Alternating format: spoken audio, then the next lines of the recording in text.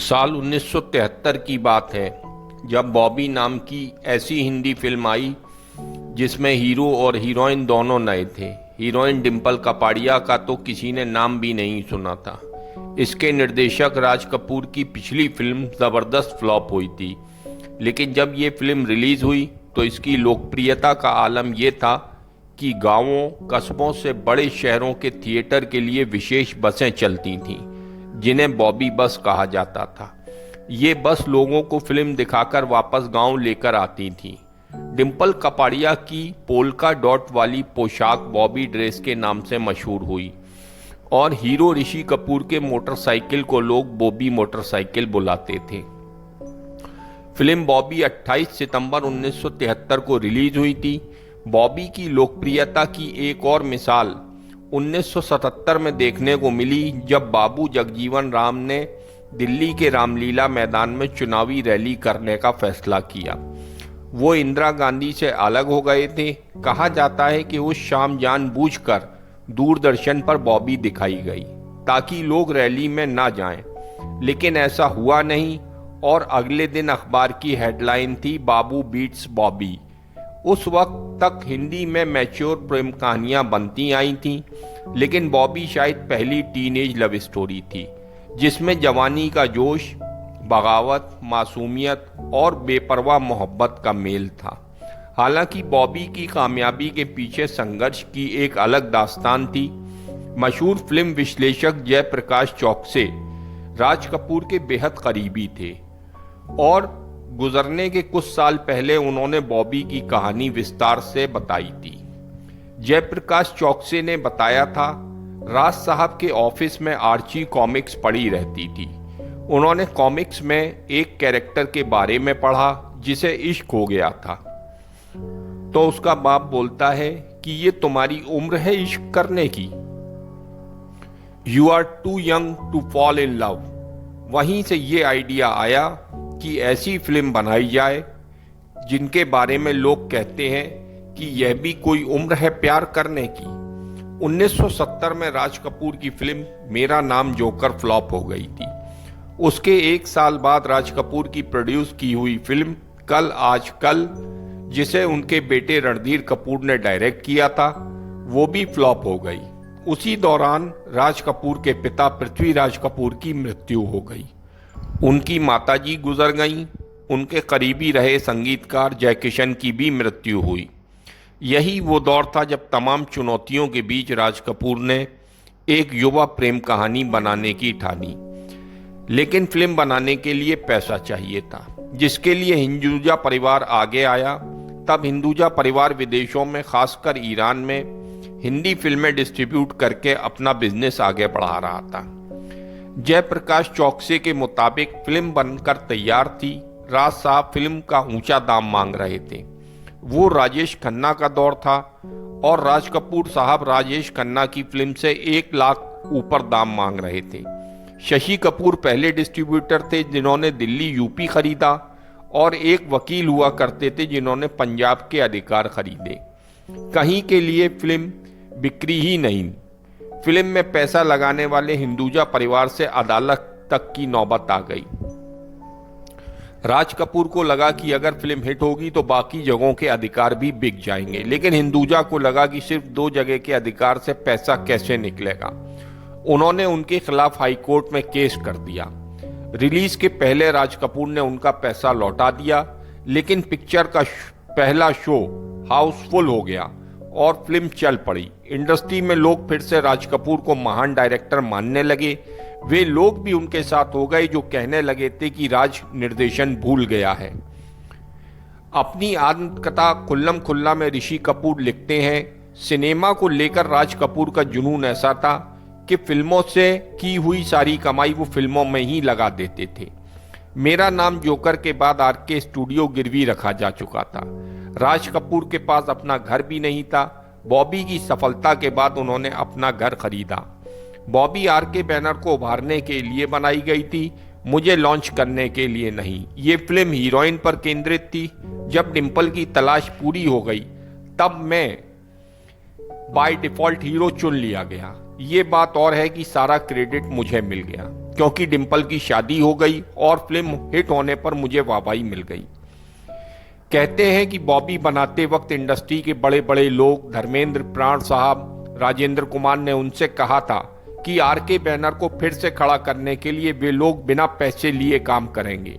लेकिन राज कपूर ने सबका शुक्रिया अदा करते हुए कहा था, इस वक्त मेरी फिल्में फ्लॉप हो चुकी हैं, इसलिए मेरा लेवल नीचे है और आपका ऊपर। हम तब साथ काम करेंगे जब हमारा और आपका लेवल बराबर हो जाएगा। राज कपूर ने वो करके भी दिखाया। बॉबी की रिलीज के बाद ऋषि कपूर डिंपल की जोड़ी ने तहलका मचा दिया। बॉबी सिर्फ एक फिल्म भर ना होकर एक फैशन स्टेटमेंट भी थी।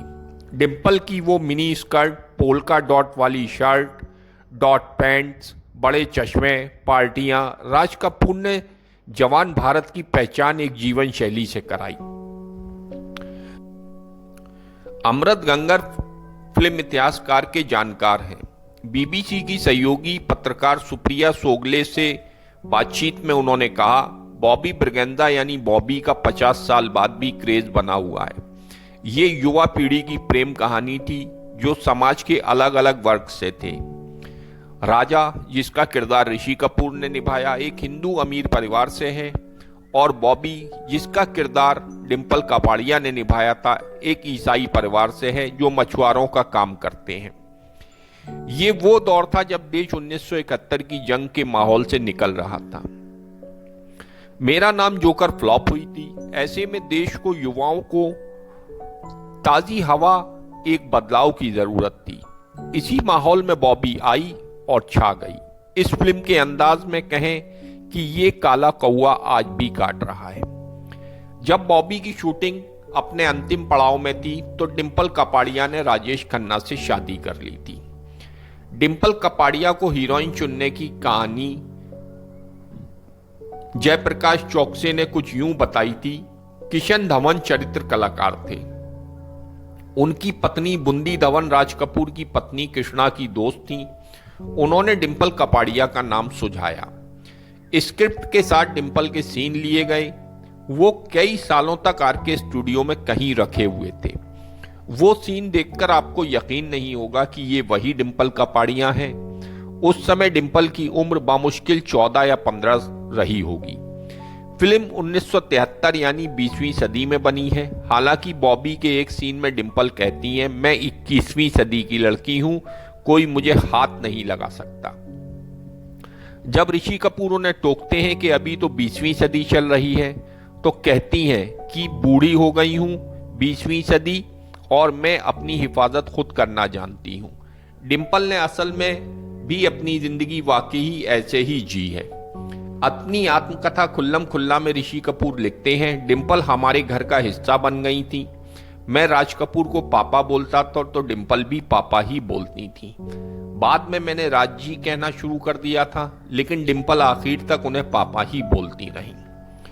बॉबी के दौरान मैं यास्मीन के साथ रिश्ते में था। उसने मुझे एक अंगूठी दी थी, लेकिन शूटिंग के दौरान कई बार डिंपल वो अंगूठी निकालकर पहन लेती। जब राजेश खन्ना ने डिंपल को प्रपोज किया तो उन्होंने वो अंगूठी निकालकर समंदर में फेंक दी। प्रेस में बहुत बातें हुई, तब हमारे बारे में कई बातें छपी, लेकिन हमारे बीच ऐसा कुछ नहीं था। हाँ, बतौर हीरोइन तब मैं उसे लेकर पॉजिटिव था। अमृत गंगर कहते हैं, राज कपूर के विजन को ऋषि और डिंपल ने बखूबी पर्दे पर उतारा। फिर चाहे वो गाने हो, डांस हो या एक्टिंग। फिल्म में ऋषि कपूर और डिंपल की पहली मुलाकात उसी पल को दोहराती है जब राज कपूर और नरगिस पहली बार मिले थे। ख्वाजा अहमद अब्बास ने तो ट्रेजिक अंत लिखा था, जिसे बाद में हैप्पी एंडिंग में बदल दिया गया। बॉबी की सफलता में आनंद बख्शी के गानों और लक्ष्मीकांत प्यारेलाल के संगीत का बड़ा रोल रहा। राज कपूर एक नए गायक शैलेंद्र सिंह को ऋषि कपूर के लिए लेकर आए थे। शैलेंद्र सिंह ने दुबई से फोन पर कुछ साल पहले बॉबी की यादें साझा की थी। पुराने दिनों को याद करते हुए शैलेंद्र ने बताया था, राज कपूर साहब को एक नई आवाज चाहिए थी। वो कहते थे कि हीरो 16-17 साल का लड़का है, इसलिए गायक को भी लगभग इसी उम्र का होना चाहिए। इस तरह बॉबी से मेरा कैरियर शुरू हुआ। बॉबी फिल्म का मुहूर्त मेरे गाने में मैं शायर तो नहीं से हुआ था। बॉबी और राज कपूर को याद करते हुए शैलेंद्र सिंह का कहना था, राज कपूर को गानों और संगीत की बहुत समझ थी। एक गाने की रिकॉर्डिंग के दौरान लता जी आई नहीं थी। इस दौरान गाने में मैं अपना हिस्सा गा रहा था और लता जी का हिस्सा राज कपूर गा रहे थे। उन्हें पूरा गाना याद था। बॉबी की बात करें तो इसकी युवा प्रेम कहानी और कहानी कहने का राज कपूर का तरीका दोनों की फिल्म की सफलता में भूमिका रही।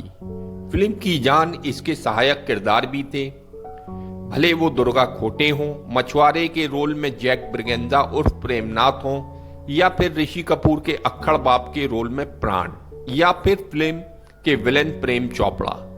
प्रेम चोपड़ा की पत्नी और राज कपूर की पत्नी दोनों बहनें थीं और इस फिल्म में वो सिर्फ एक छोटा सा कैमियो कर रहे थे। वो फिल्म के आखिरी हिस्से में कुछ देर के लिए आते हैं, लेकिन उनका वो सीन आज भी याद किया जाता है। जब घर से भागी हुई बॉबी का हाथ पकड़ते हुए वो बोलते हैं, प्रेम नाम है मेरा प्रेम चोपड़ा। ऋषि कपूर ने संजीव कपूर की कोशिश, अमिताभ बच्चन की जंजीर, धर्मेंद्र की यादों की बारात और राजेश खन्ना की दाग में से बॉबी के लिए ऋषि कपूर को film fair best actor award मिला।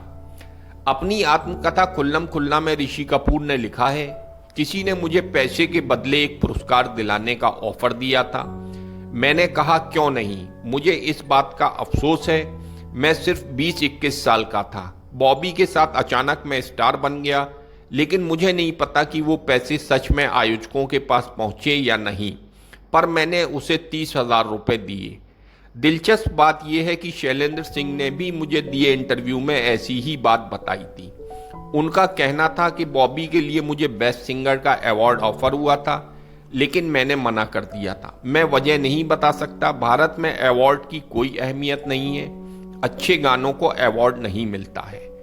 गानों के अलावा बॉबी की मजबूत कड़ी इसका स्क्रीन प्ले है, जिसे पी साठे ने ख्वाजा अहमद अब्बास के साथ लिखा था, और अब्बास साहब तब तक करीब 58 साल के थे। बॉबी का नॉस्टैल्जिया आज भी बना हुआ है, कहीं ना कहीं किसी न किसी रूप में दिख ही जाता है।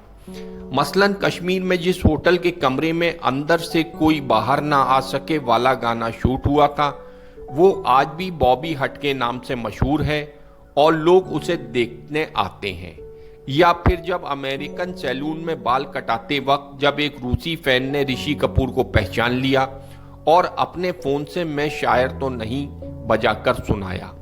बंदिशों को तोड़ता प्रेम, अमीरी गरीबी को पाटता प्यार, फैशन स्टेटमेंट बनाती ये युवा प्रेम कहानी आज भी बेहतरीन टीनेज लव स्टोरी के रूप में याद की जाती है।